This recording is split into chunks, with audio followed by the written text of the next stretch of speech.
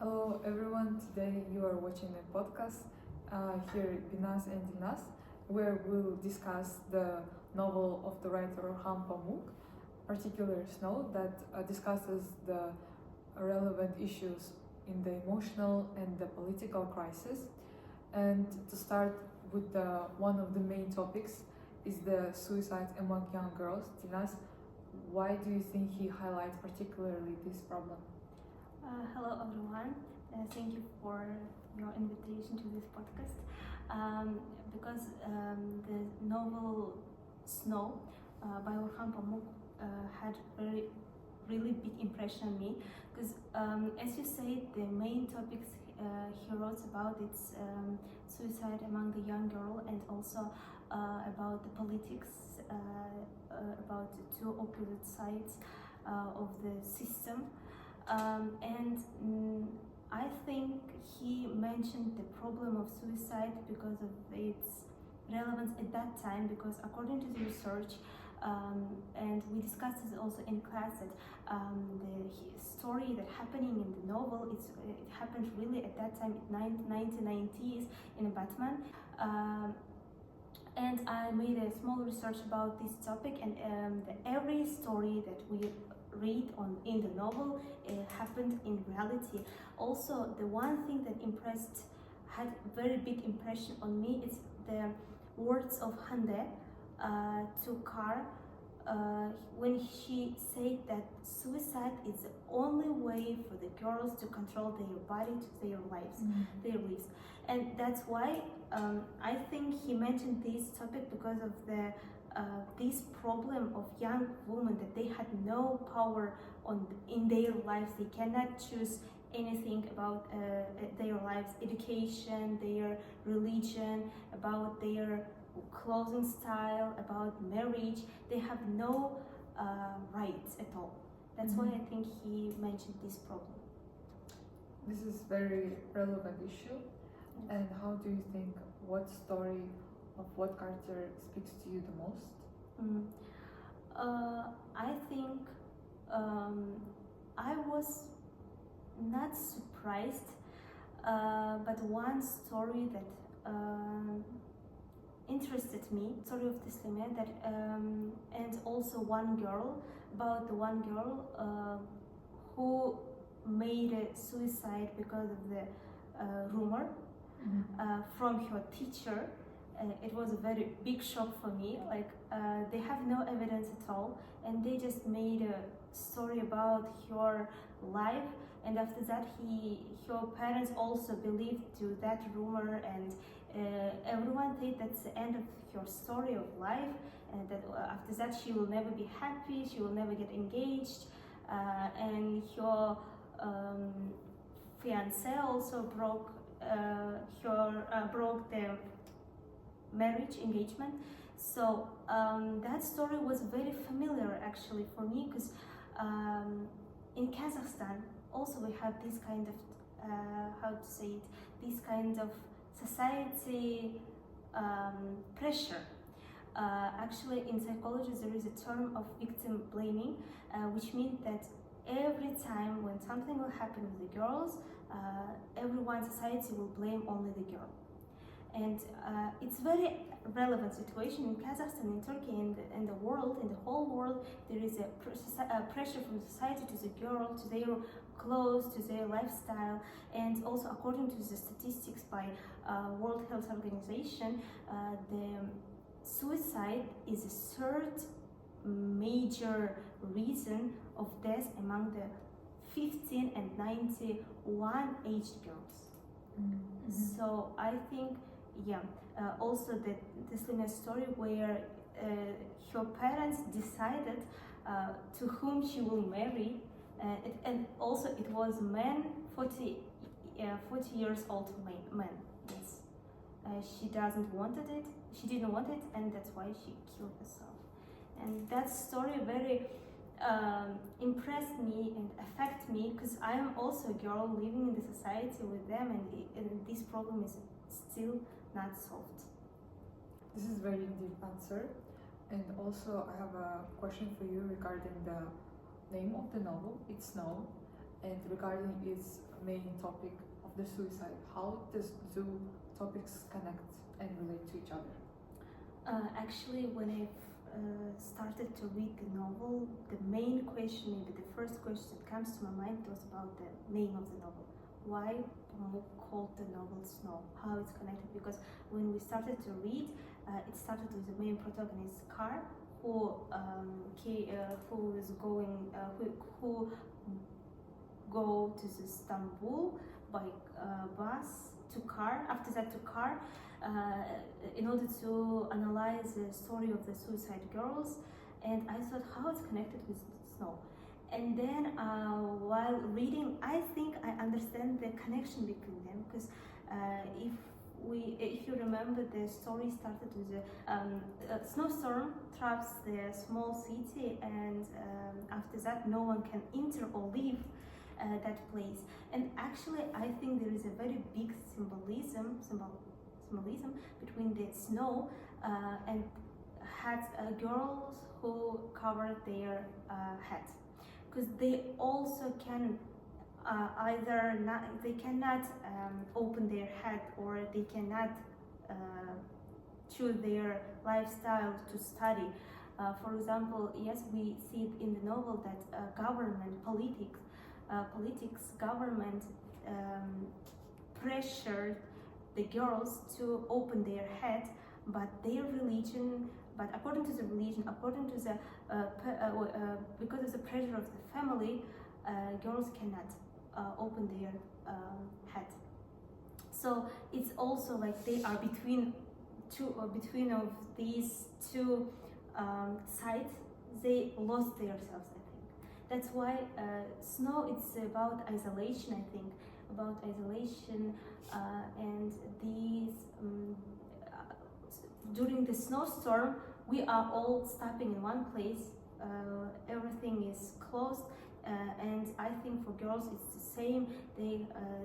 For them, the all opportunity of the life, all the colors of the life are darkened and closed also, I think. That's why there is a very big, deep connection, I think.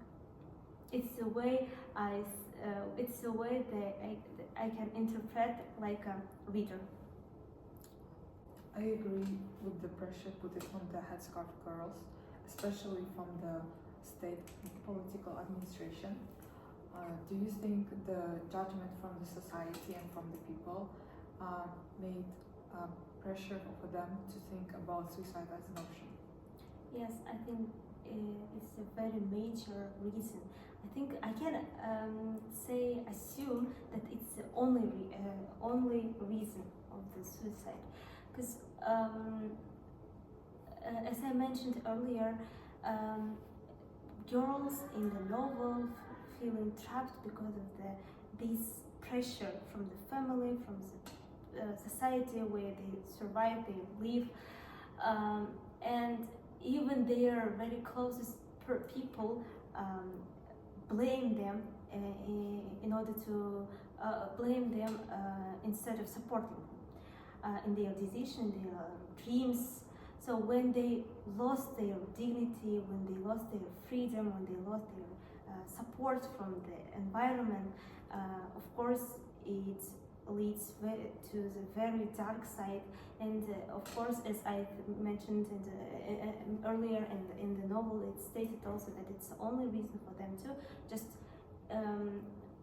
somehow control their life. Like I also read from the one research that for the girl, it was from the interview from the Batman girls, real research. During the research, they received from the girls the answer that it's the only decision that they can make. It's a decision about their death. It's very sad. It's very how to say it, emotionally affected to me, because it's very hard to listen these kind of answers from the girl, especially in their young age where they started their life.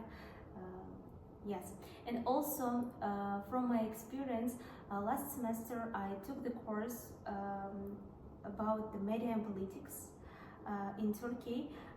We studied the image of the woman in society and in the media, and then we also read a lot of many stories about the young girl, about their suicide.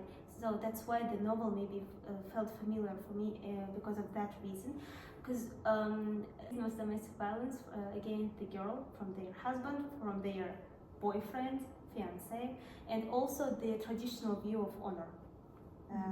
I cannot say that in Kazakhstan we have the same trend about the honor. We don't call it honor, but we have unfortunately this kind of problem still, and because of that, because of this tendency, girls feel very live under the very big pressure.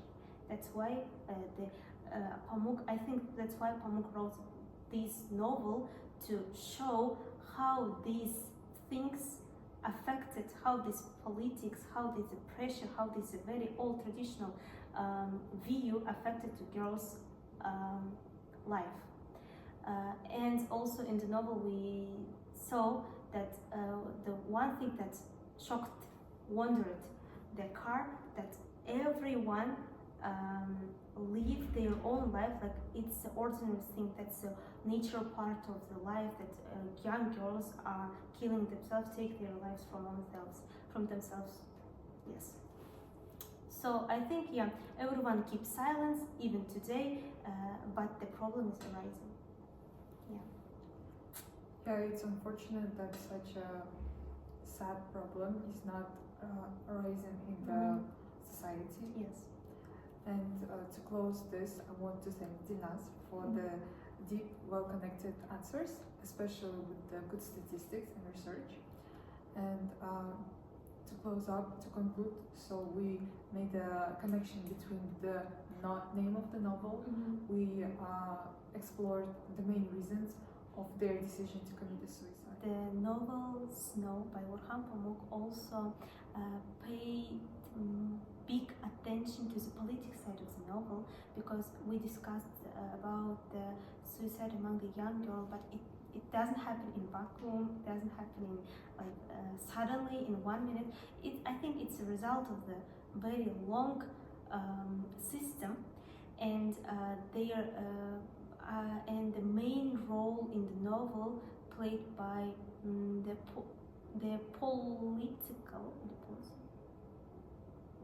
the main role in the novel played by the policy from the government. And I would like to ask some few questions about it, because I would like to hear your opinion. I think it's also important to discuss, to mention. So how do you think we read in the novel that policy, that surveillance are gathering information all the time? They are listening information, the conversation of people. What do you think? Why do they gather this information, and why they need it? Yeah, you're right. The politics is the system in every country, in every state. So it creates the system where citizens can live their life, and by theory, the state should and is obliged to protect its citizens, to provide with all the necessary sources like education, medicine, etc. But here in the novel, we can see that the policies made in this city is very strict and based on the Kemalism, where there is like prohibition of the radical Islamist actions, movements. To be in particular, they have a goal to restrict all the religious movement, to get rid of any religious hints in everything, like both in media, in the everyday life, etc. So you asked about the surveillance, and I wanted to answer with many examples from the novel.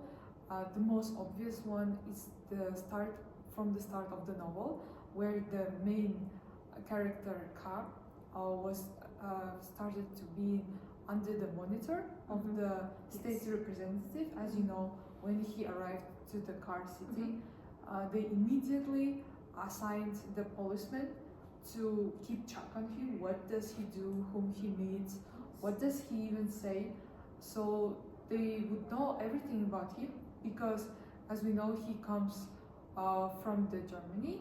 He was politically exiled. He has such a background, but on top of that, prior to that, they didn't know anything much about them, and gathering the information, they could paint a whole picture about him, who he is, does he possess a threat, does he might be connected to the religious movement, and etc. So those simple surveillance actions, for example, monitoring where he goes, they make sure what does he do, so he will not again possess a threat to the whole community, namely I think for the state regime. And we can even see from the lines of the novel that one of the citizens who were meeting him for the first time and last time, I think he asked him, no, I think it was a policeman or someone from the representative, I'm not sure, but the character asks the Ka, does he need the protection from the policeman? Yes. When Ka replied, do I need to? He felt some of the maybe unsafety, maybe he actually needs it, but he is not sure whether or not. So I think this hints us that the city is heavily monitored, that the policemen play a key role in the novel and in the politics. So the more precise question, for what reason do they do that, is not only to make sure the safety of the citizens, right, as they tell us, the readers and citizens, but they also manipulate with this information because they gather some personal information. And one of the turning points, we see that there is a scene where Ka is beaten by the policeman, and they say the disclosed information about the affair between Impact and Blue. At that moment, we already knew that, well, it was obvious from the beginning that he wanted to marry her, right? But knowing that, they gave him a choice whether or not he will disclose the Blue's location. So it will affect the consequences of the whole novel, the whole character, and in such consequences we can see that Ka is placed in a very dangerous, very limited situation where his rights are kind of violated because the private information was disclosed. Okay, yeah, actually I agree with you. That was a very strict policy. Actually, you can say that it's kind of inference to the personal life, because you are like someone is all the time will hear your conversation with everyone, and actually it's really you are feeling kind of unsafety, kind of danger in everywhere. I think it's very uncomfortable to live in that conditions actually. So in the novel, as you can notice, elections represents as something that can be manipulated. So how do you, what do you think? How do intelligence weaponize elections? The election is very crucial in every political system. It depending on the on the regime state, it then concludes what type of the election it will have.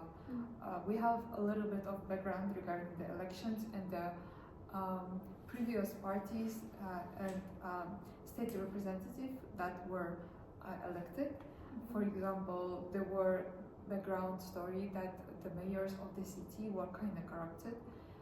Even though we know there is a Kemalism happening right now, those pro-secular authorities were so corrupt that both citizen and the state representative were not satisfied with this. So we know the character Mukhtar, who was running the next elections, he was running the God-fearing party. But how the Islamists was able to run in the pro-secular state regime? I think it's because there was a background that because of how corrupt were previous authorities, elected mayors, to be specific. He had a policy that he will support the interests of the population. That is why he was confident that he will win those upcoming elections. And when Ka arrived, those were several days, I think 5 days before the election, and Mukhtar says that he knows that he's being very closely monitored, and if something even minor comes up, they might use this information, this situation against him. So again, they manipulate the information they have. So his running party, God-fearing party, will lose. Even if he has good policies, even if he protects and advocates for the interests of real people, which is very hard in a very restricting political regime, he still, because of the close surveillance policies, actions, he has to be very cautious, despite of everything. Okay, thank you. So the one more question that arises during the novel. So how do you think, is there a clear, distinct line between the citizen's private life and politics? That's a good question, because we were discussing the surveillance, how it affects the ordinary citizen's life. Yeah. And using those examples, I can confidently say no, there is no distinct line. But how does it clearly illustrate from the novel? There are like crucial play of the theater. We have 2 plays, and during the first play, there was a coup d'etat happened against the Islamist people. So to describe how it happened, the pro-secular director of the theater who organized the play, Sunai, his name, he included the scene, so he wanted the scene to be so powerful, so he decided and tell the girl to pull off her scarf in front of even of the Muslim people, and namely those Islamists were watching, and he knew, because he wanted to address and support the pro-secular regime. And as we know, theater plays a key role in every of Orhan Pamuk's book. We read about the red-haired woman. We saw how the theater was actually not a propaganda, but it was actually kind of advocating for some politics. And we can see how he uses the theater as a symbol to, for me, it's kind of like another type of media, because theater as media, it's being consumed by us people. It's the information we gather, we analyze, so it creates the agenda. And theater for writer Orhan Pamuk is very crucial. One more question. So what do you think, how does surveillance of religious people illustrate the agenda to eliminate ideological threats? Yes, the surveillance action are traced along all the novel from the beginning till the end. Want to, for example, give example of the Fazil in Egypt to illustrate how exactly they get rid of the ideological threats. Even though they are like side characters, those are teenagers. Why I choose to talk about them is because they are not carrying much of the power. They are just a student from the religious school. They are just a teenage boys, and as we know, they are from the one of the supporters of the Blue, who has a title of the terrorist among state representatives, but his supporters strongly believe that he didn't do that, and he mainly advocates for the good of the people, especially for the Muslim people. That is why they consider themselves as the Islamist activists too. But we see from the novel that they are being closely monitored, and even if they do not do anything in particular, for example, constantly being rebels or something. Unfortunately, they are being beaten after the school for attending religious school. And we know that one of the characters, Nizib, he was killed during the first play of the theater, and because of the Islamists, not because of this, because of the state representative wanting to get rid of the religious ideologies, they do not see whom they eliminate, so they get rid of all the Islamists whom they think can be Islamist. So the Najib, a teenage boy who was attending the religious school, was considered in fact Islamist, who by the state opinion could be a threat, not even now but in the future. So to sum up, the surveillance actions, they used this to closely monitoring to get rid of the threats, but mainly this was used for the manipulation. By using private information. They simply violated the human rights. They simply killed people, and unfortunately, not from personal experience, but in many countries, especially authoritarian regimes, the states also apply this technique by suppressing population, citizens, during the uprisings. So in the Kazakhstan, we have the Kantar events that happened in 2022. Those were unfortunate events where simple citizens were in the rebelling against the state government. We all, those citizens of Kazakhstan, experienced the loss of the internet, so we couldn't be in track. And during that chaos moment, state used this opportunity to suppress everyone. So many people got shot, and even simple citizens who were just passing by, they were murdered. Innocent people. Yeah, and I know maybe it's not the same as the scene of the theater, because Islamists were talking about their religious beliefs they will actually believe and argue for, but I see the pattern that the state uses some particular ideology, and it does everything to maintain that, even using some methodologies that violate the human rights.